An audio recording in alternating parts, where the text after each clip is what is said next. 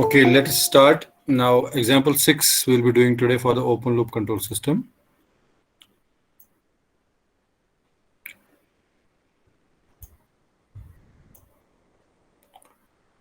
Okay. Example 6 is the sprinkler used to water a lawn.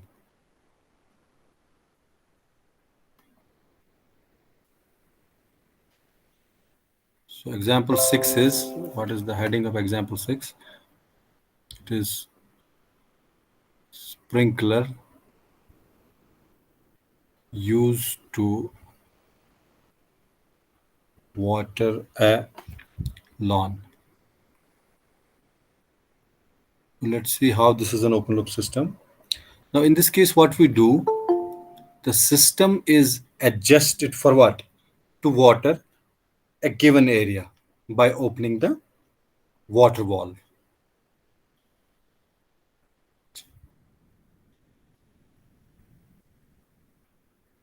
In this case, what we do,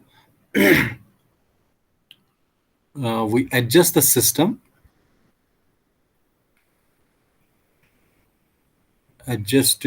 system is adjusted to water a given area by adjusting the water wall. So some people knowing that in their houses or somewhere in the big hotels, industrial complexes, you'll see that there are sprinklers. What basically is a sprinkler? Sprinkler is an arrangement of a little water spraying mechanism which has a valve. It has got a sprinkler pipes that's connected to the main supply, and then there is a small motor which will run that sprinkler and water will spread. So in this system, what we do, this is a complete system what we have in the lawn. Then we have connected it to the main supply where the motor will be there, and we will switch on that, and it will be spraying the water on the grass so that grass will grow in the appropriate time. So what we do in this system, this is a complete system what I'm talking about. Those system we adjust in such a way, all these assemblies, then from the water from the main supply pipe, and then a water valve and the sprinkler assembly, we adjust them all in a such a way that its objective is to provide a water to a given area. Specific area will be for that, and it will provide a water to that. That means it will spray the water for that area. So we adjust this water, we adjust this water. The system is adjusted in such a way to water a given area by adjusting the water wall. And then what we do, and then we observe the resulting pattern. And observing the resulting pattern. So then we see this pattern, the water is coming, sprinkling, the water is like water is spreading in a particular direction or in a circular way. Whether this is satisfied for us or not, whether it's working, whether the required area is getting water or not. When we are satisfied, that means when the pattern is considered satisfactory. Now, after when we adjust this and everything, we do it and observe the pattern, that how the water is sprinkling or how the water is spreading over the particular area. Then what we do, when we are satisfied, when the pattern is considered satisfactory, pattern is considered satisfactory. That means pattern is fine. It is spreading the water over the required area. Then we would do what? The system is calibrated. Calibrated, I have again told you, the system is calibrated. That means the precise value of the water wall and other assembly, how it is spreading over the area, that precision is considered. The system is calibrated. And no further, we don't do any other further adjustment. No further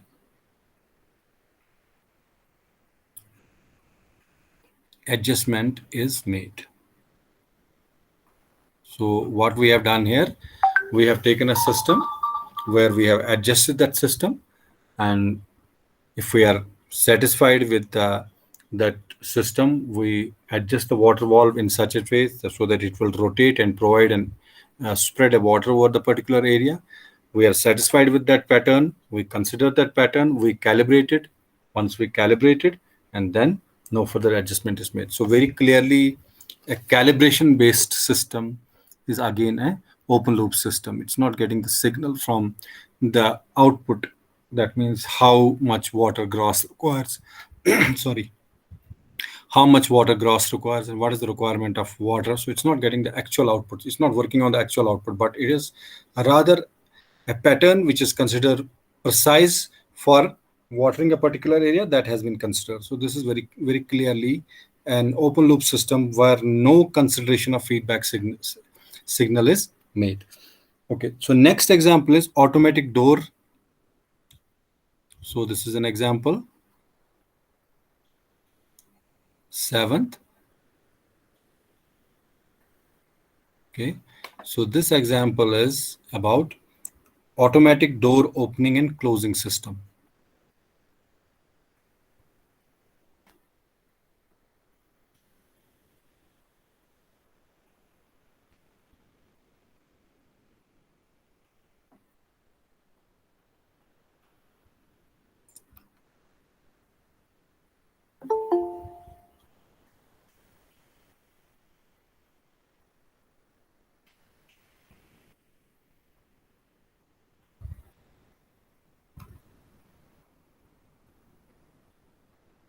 Okay, now in this case, what we do in automatic and closing door system, in this system, photosensitive devices, the photo means light, those devices which will be working on a, once we do something with the light, then some operation will occur. So photosensitive devices are used.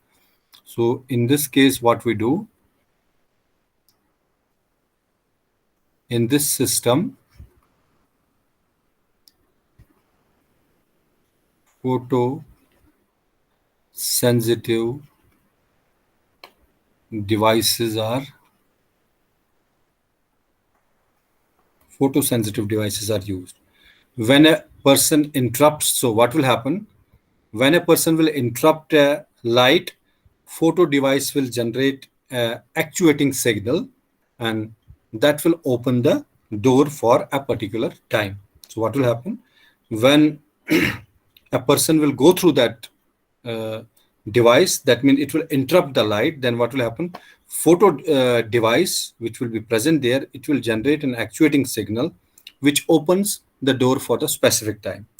When the person passes through that door, so when the person will completely pass through that door, so light becomes again continuous, there is no disruption in the light, so door will close. The opening and closing of the door is output which has nothing to do with what? Any sort of input. So when it should open, when it should not open. So it's a very clearly again an open loop control system. So in this case, what's happening? Photosensitive devices are used. So when a person will, what it will do, when a person, because it's a sensitive device, when a person interrupts a light, what is going to happen at that one? A photo device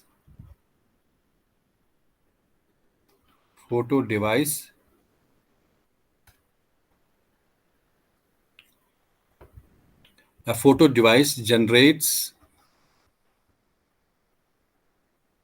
an actuating signal. I will tell you what is an actuator. An actuating signal which opens the door for a particular time. Which opens the door for a particular or a specific time. Or we can also write specific time. And when the person will pass through that door,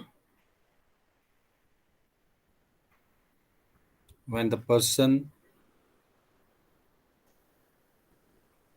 passes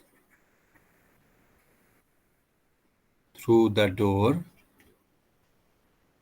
then what will happen? Again, the light will become continuous. Light becomes continuous. So light will become continuous, and it will be doing what? It will be closing the door. So opening / closing of the door is the output, and which has nothing to do with the input, because output has no control over the input. That's why it's an open loop control system, which has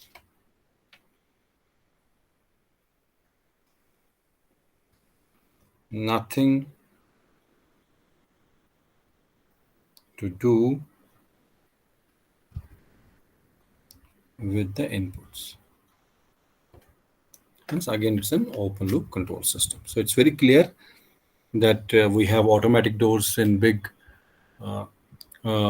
institutions, we have in industries, we have in hotels, we have in multi-story buildings, this automatic door closing and opening system based on the photosensitive device. So when a person will pass through that light, pass through that device, so a person is going to interrupt that light. So a photosensitive device which will be present there, it will generate a signal, actuating signal we call it. I'll tell you what is an actuating signal, which opens the door. It will open the door for a particular time, and when person passes through that door, light will again become continuous because there is no disruption, and the door will again get closed. So opening and closing of the door is the output. Basically, it has nothing to do with any sort of input. So it will open and close.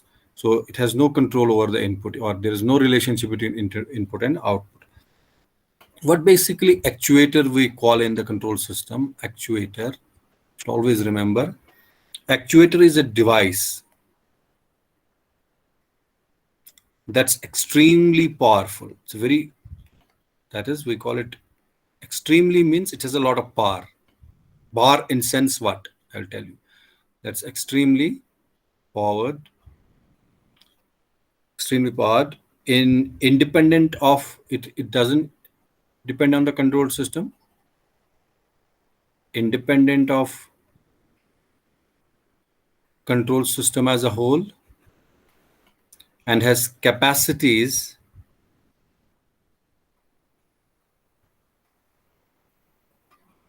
to generate what it has capacities. It has capacity to generate a large amount of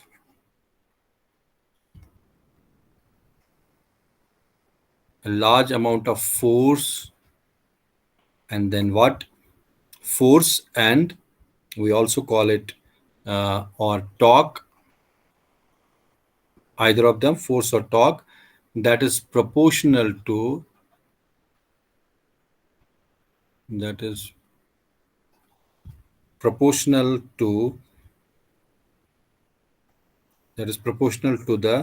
errors /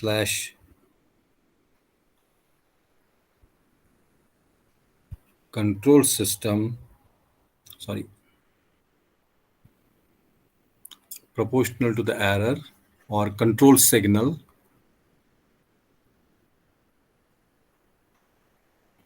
from control system as its input.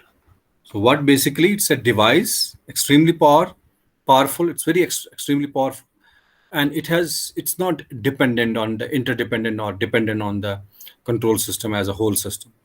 It has it has a capacity or a capability to generate a large amount of force or a torque, which is proportional to what?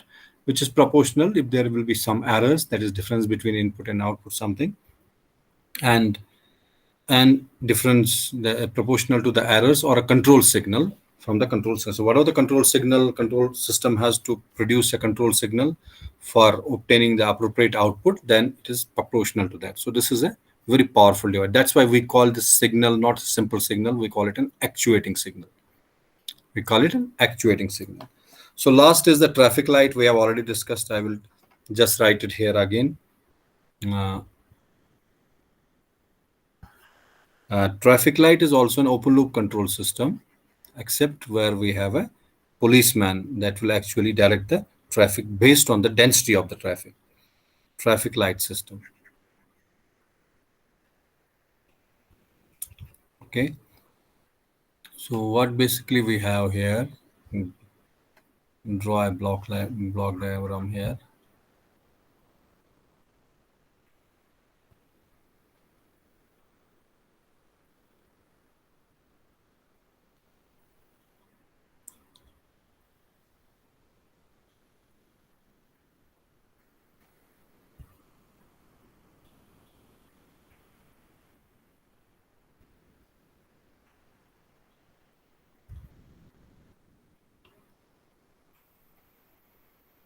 Okay.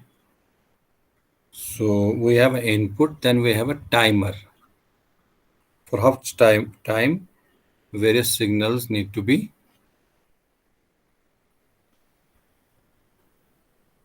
operated.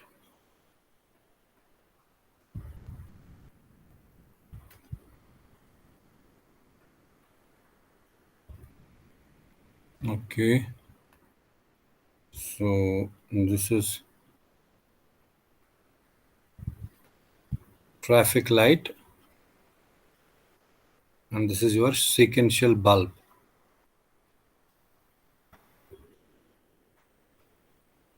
On slash off.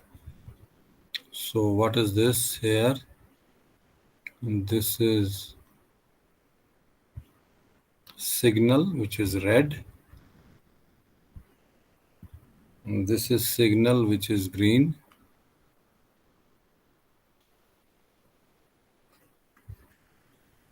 This is signal, which is yellow.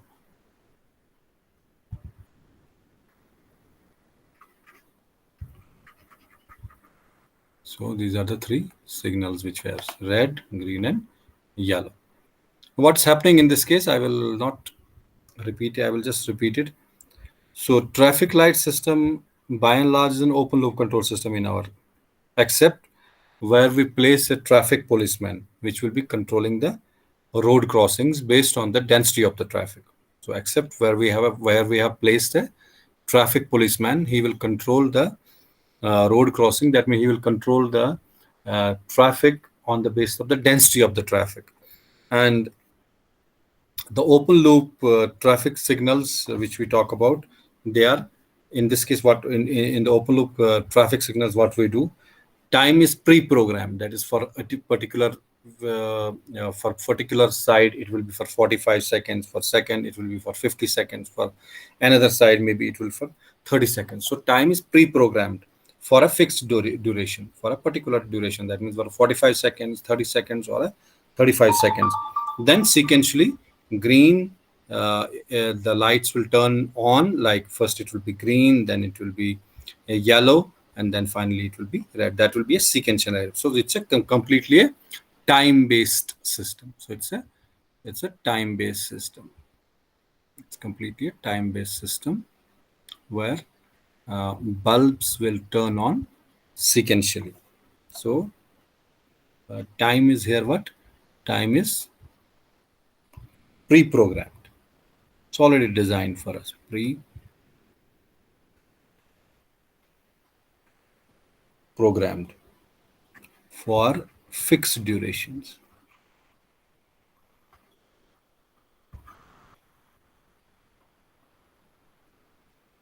Time is pre-programmed for fixed durations. And sequentially, bulbs will turn on, off, and other things. I hope this is clear. Anybody has any questions on the open loop control system? Anybody has a question? So we'll be winding up the open loop control system. Then we'll move to the closed loop control system. Okay. Roll number 55. It's okay. Yes, sir. Okay. So let's move to the closed loop control system.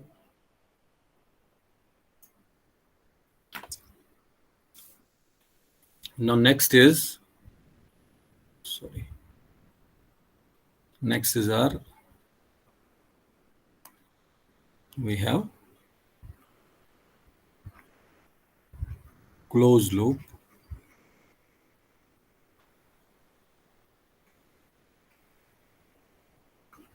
control system.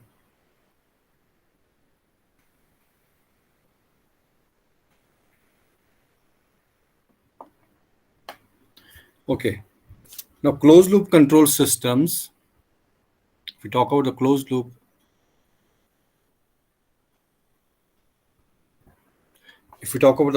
control systems are those control systems in which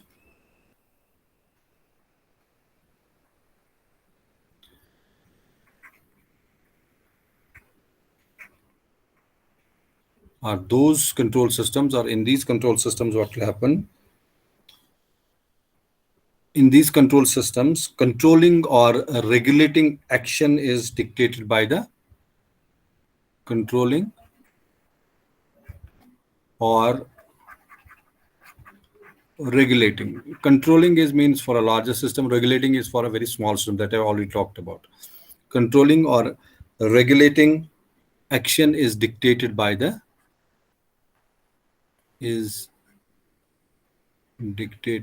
output.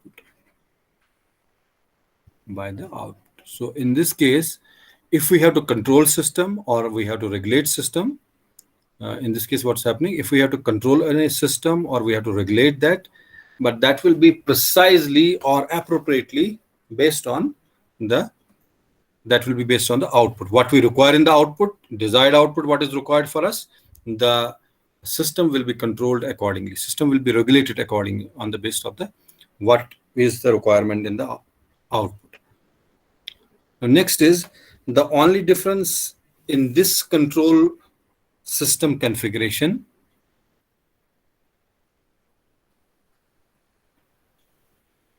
difference,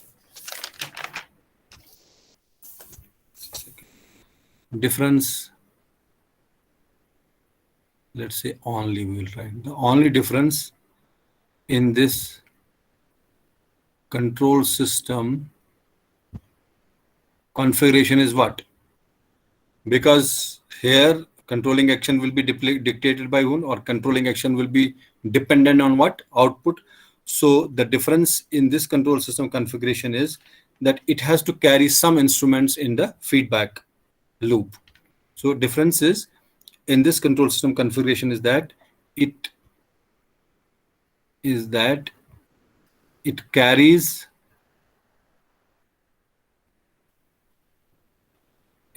some instrumentation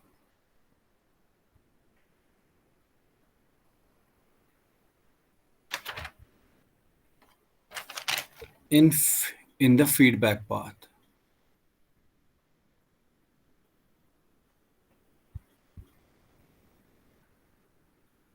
Okay, it carries some instrumentation in the feedback path. So only difference is that in open loop system we don't have feedback path, we don't have instruments in the feedback, but in this case we definitely have instruments that will be present in the feedback path. So feedback control systems are often referred to when we say about feedback control systems. Control systems are often what? They are often referred to as closed loop control systems. Closed loop. So whenever we talk about the feedback control system, we are talking about a closed loop control system. In other words, whenever we use these two terms, feedback control system and closed loop control system, these two terms, when we talk about these two terms are used, they are used what? They are used interchangeably. They are used what? They are used interchangeably. So whenever we talk about this closed loop control system, that is nothing but a feedback control system. We can use them, the terms, both of these terms, sorry, both of these terms can be used interchangeably. There's no problem that we can use either of these. That means the same thing. So now loop also. Who is this? Please, apna, shut off your audio. Roll number 16.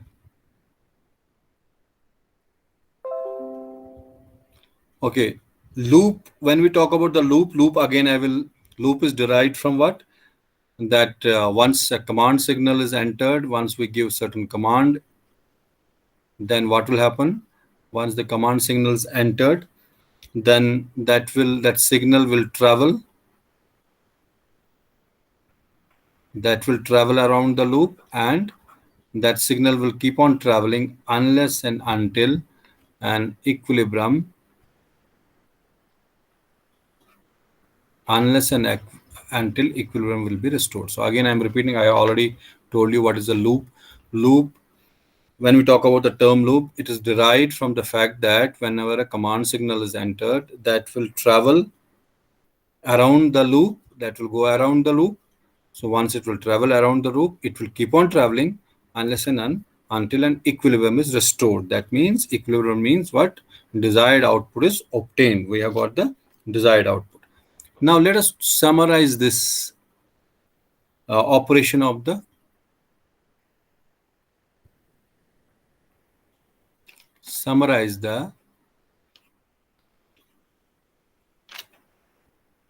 operation of closed loop control system.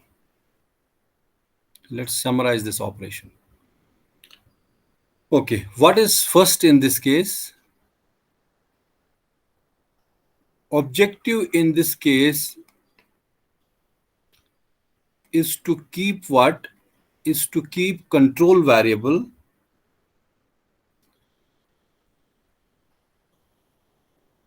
objective in this system is to keep the control variable equal to the desired set point. So we know the set point. What is the set point? Equal to desired set point. This is our aim. That's the objective. That whatever the control variable we have, what are the process variable we have, the value of that process variable should be in and around, should be not approximately, should be almost near to this, with some small error can be there, but it should be nearly equal to that value what we have desired as a set point. That means as a desired output which we require. Now what will happen here? We will have in a loop, we will have certain devices. So a measurement device will do what? It will monitor the control variable. See, we have in feedback, we have some devices, so that we call a measurement device. So measurement device will do what? It monitors the control variable or the process variable, that what is the value of it. Every time it will be measuring the value. Okay, suppose there is a pressure transmitter, it will measure the value of the pressure every now and then in that loop. Suppose there is a temperature transmitter, it will measure the value of the temperature. Suppose there is any other type of the flow meter or an orifice valve or an orifice meter. There are different meters in the instrumentation. Then if those meters are present, they will measure their values at every instant. Instantaneous value will be measured by all those measuring device. So that's what is called the measuring device monitors. It will measure the control variable, whichever the variable we have to control, that value will be measured. Now once it will measure, and then what will do, it will send this signal, whatever it has measured, that signal it will send to the error detector, and sends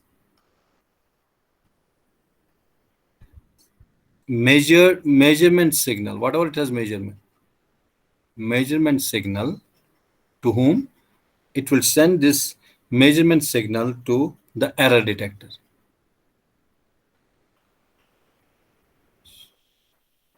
So So it will send the measurement signal, whatever it has measured, for which we have a control variable, whatever the value it has measured, that value it is going to send what? That value it is going to send to the error detector, which will represent, the error detector represents its condition along the feedback path. That represents its condition along the feedback path. So I'm again going to repeat it. What's happening here? A measurement device will do what? What are the measurement device we have, whether it's a pressure transmitter, temperature transmitter, orifice meter, flow meter, any type of meter can be there that is measuring a particular process variable, whose job is to every now and then to measure the instantaneous values he have to give. And every now and then he measures the value and he will send it, the measured signal, to the error detector. Now, error detector represents what? It represents its condition along the feedback path. That means it will be present in the feedback path and it will be represented there in the feedback, so that whatever the signal is given to him, it will provide an appropriate action. So measured signal, what are the signal is measured, that is given to error detector, which is present in the feedback path. Now after that, what will happen? An error detector will do what? It will compare the feedback signal, that is signal which is it has got, that is feedback signal. Feedback signal, that is the measured signal from the device. It will compare that signal with the uh, feedback signal to the set point. That means what already we have already set in the what is our desired output. So what will happen here? I will write it. An error detector. Next, what will happen? An error detector will do what? It compares the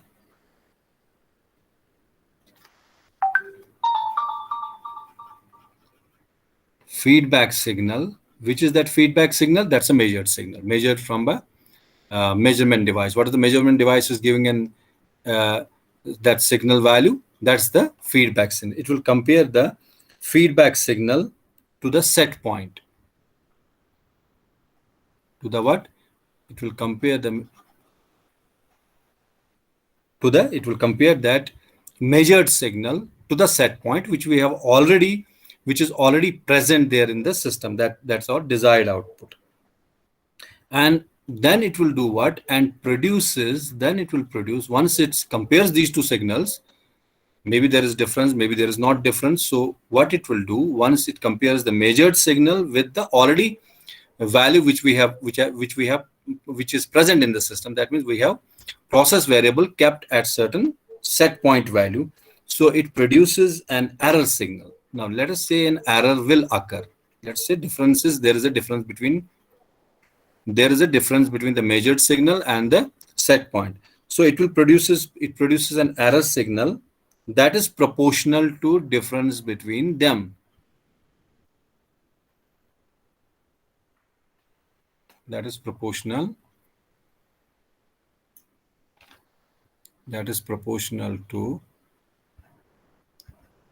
the difference.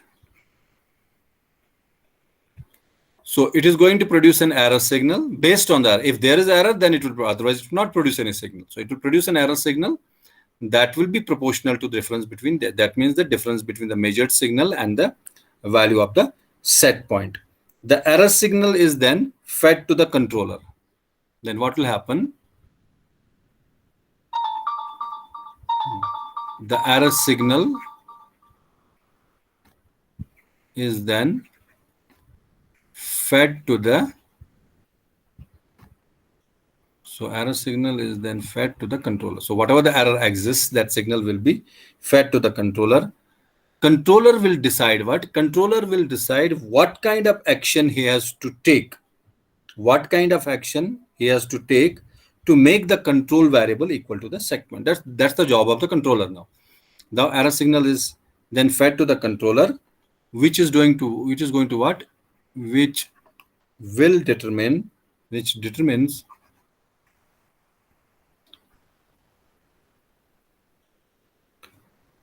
which determines which kind of action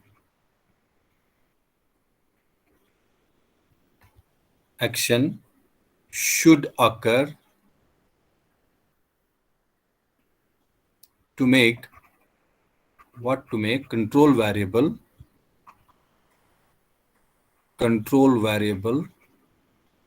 equal to the set point. So what will happen here? Once an error will exist, the error signal will be fed to the controller. So controller has to decide what kind of action he has to make. He has to take some kind of action so that the control variable value and the set point value will become almost same. It will be very near to each other. Very small difference can be there. So this is what it has to do. So that's what that's how the closed loop control system will work. The output of the controller will do what? The next is output of the controller causes the actuator. I talked about the actuator. It will provide an signal to the actuator. So that will cause actuator to adjust the manipulated value to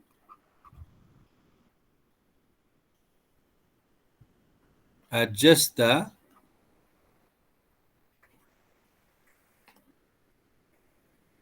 so whatever the difference was there, that will send to the controller. Controller will make sure that controller will take an action and it will adjust that whatever the manipulated value is there, it will adjust that manipulated variable and cause the condition of the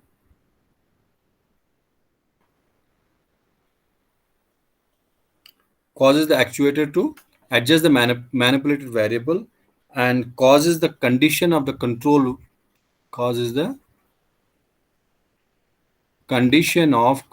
variable to change to the desired value. So very simple action is there. I will repeat this. This is a very important operation. How we summarize this operation? Now what we have, our objective is always to keep the control variable, what are the process variable we are measuring in the process, that variable equal to the desired set point, what we require in the control system. That means what are the value we require in the control. That's a set point value. Now there will be always present certain instrumentation in the instruments will be present in the feedback path. So there will be that feedback path, which are instruments in the feedback path. There's a particular device called a measurement device. So that measurement device's job will be to monitor the control variable. What are the values of the control variable we are getting every now and then, process variable, it will monitor that. And once it monitors that, it will send a signal to the error detector. So it will send in that value, whatever the value it gets, it sends that to the error detector. The error detector will represent its condition that will present in the feedback path. Once that signal is sent to the error detector will compare that signal with the measured signal. We call that feedback signal. The two signals, that means measured signal, will be compared with the set point, whatever already we have set, and a signal, an error signal we call it, that is a proportional to what difference between these two signals will be produced. That is difference between these two signals, a signal will be produced. That signal, error signal, will be given to the controller. It will be sent to the controller. It will be fed to the controller. Now controller has to take an appropriate action in a sense that that value of that control variable should be equal to the set point. So value of that process variable should be equal to the set point. So what it will do, it will basically, output of the controller will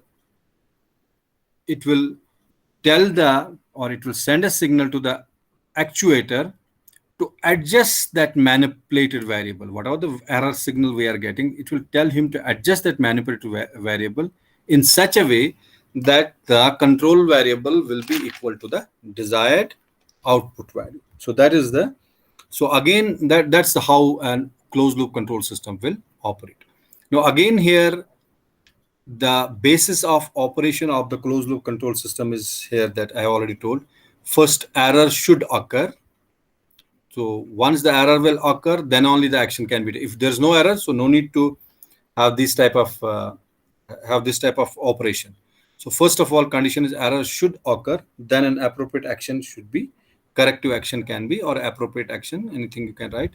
Then a corrective action can be initiated or corrective action can be taken. So what are the three types of how error can occur? Error can occur now. Set point is changed. If the set point value is changed, the error can occur. Number two, some sort of disturbance. Disturbance appears. And in third, load demand will vary.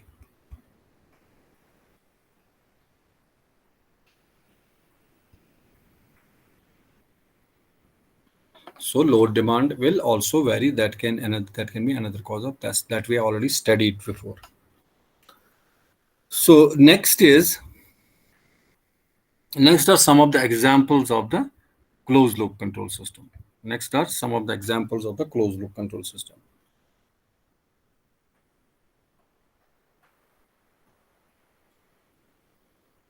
One of the example we will be doing today.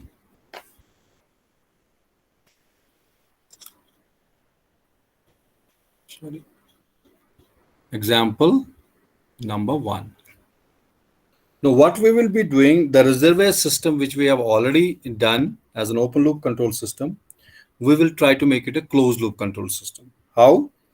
To perform automatic control, a system is modified by replacing what? By replacing the manual control. We have seen earlier it was a manual control valve with an adjustable valve connected to float. So I will draw the diagram first. Actually, I should have.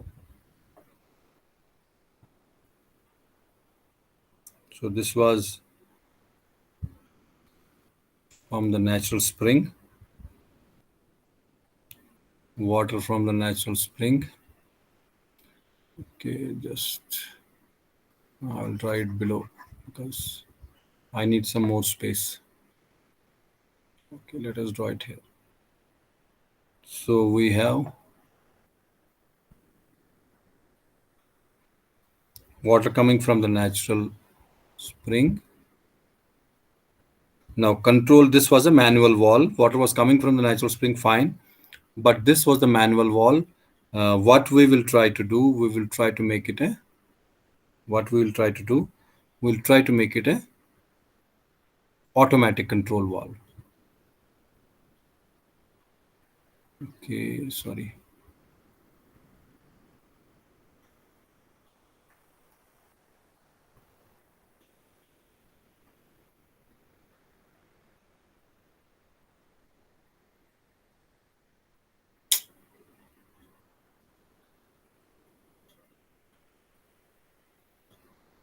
Okay,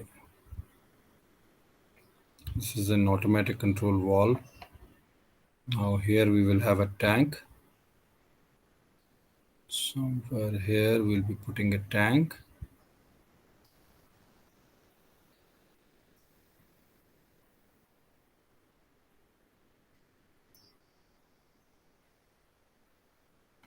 Okay, like this. Circular shape, we will give it to curve shape to the tank. Okay, so this is our tank.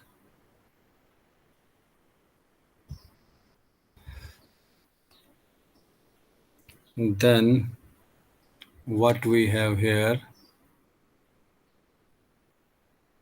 we'll be having a pivot point.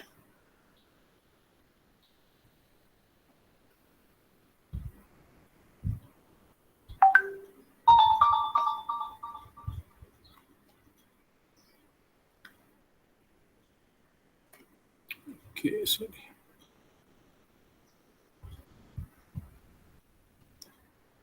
So we'll be having a pivot point.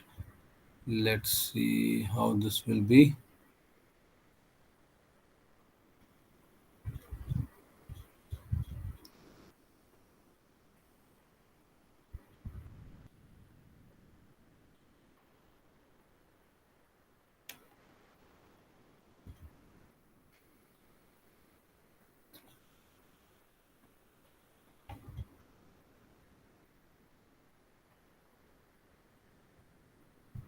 Okay, let's say this is a pipe from where the water will be flowing towards the tank.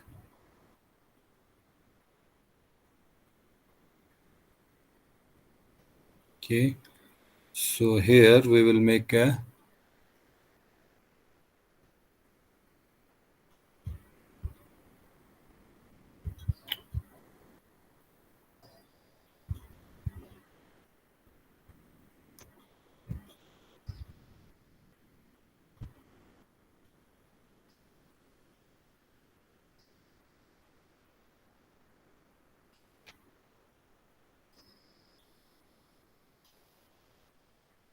okay, linkage mechanism is this one.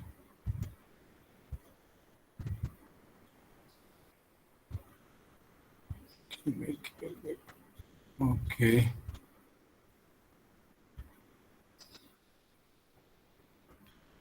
and this is a float.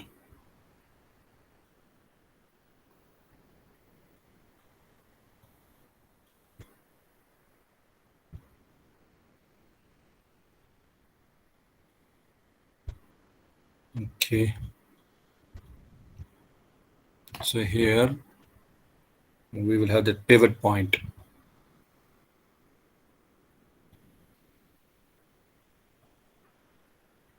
It's like this.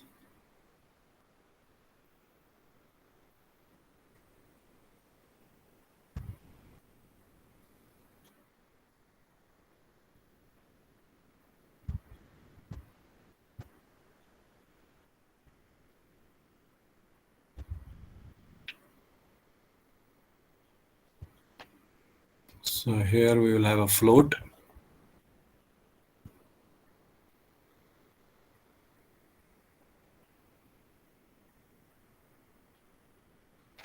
And this is a float. This is your outlet pipe.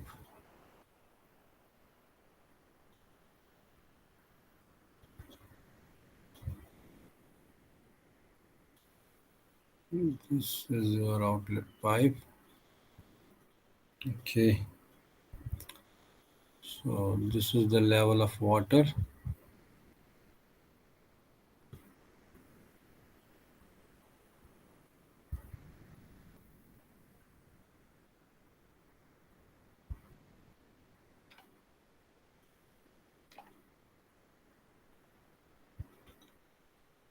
This is your water.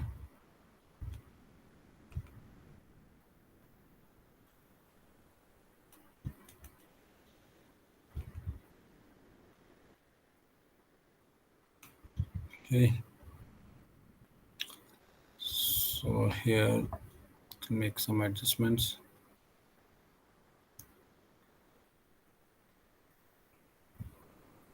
So let us call it B.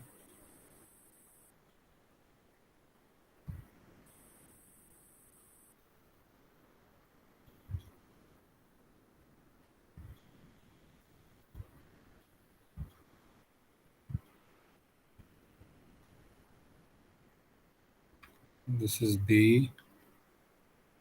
And this is A.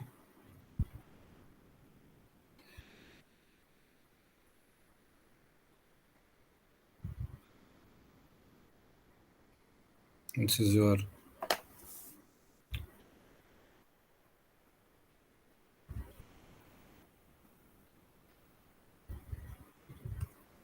so this is water from what? Water from natural spring as usual we had earlier.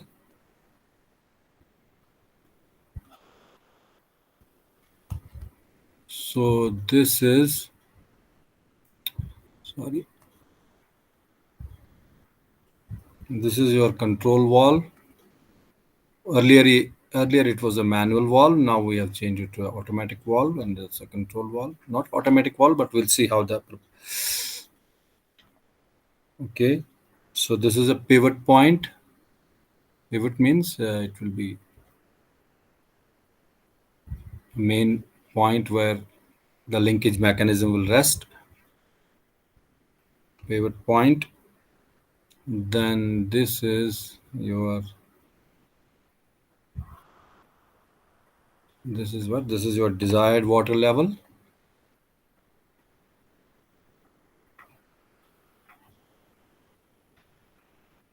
This is your desired water level. Okay. Okay, this is again output pipe to irrigation system.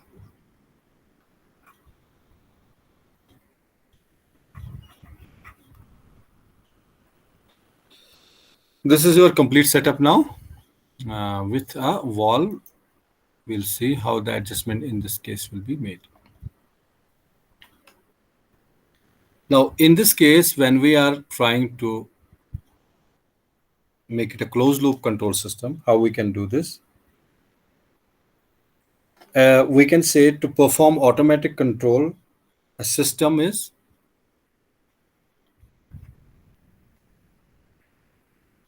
to perform automatic control. What we do, what are the modifications we need to do?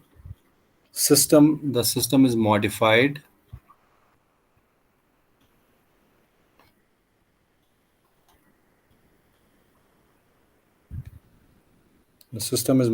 by replacing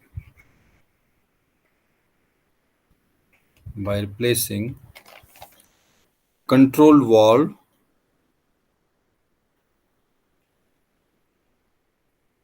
with what? With an adjustable valve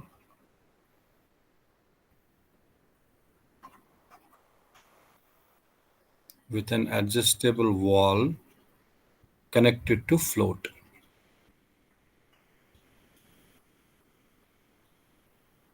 And this is your float. We have not written it. Let us write it in red so that you can see. This is your float. This is float.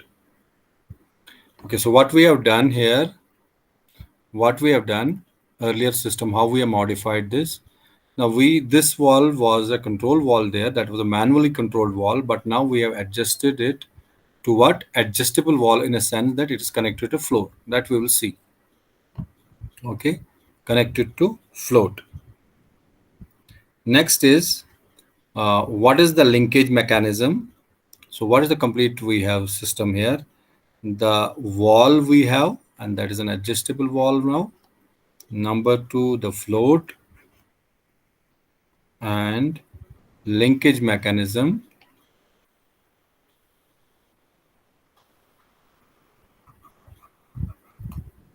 Provide a feedback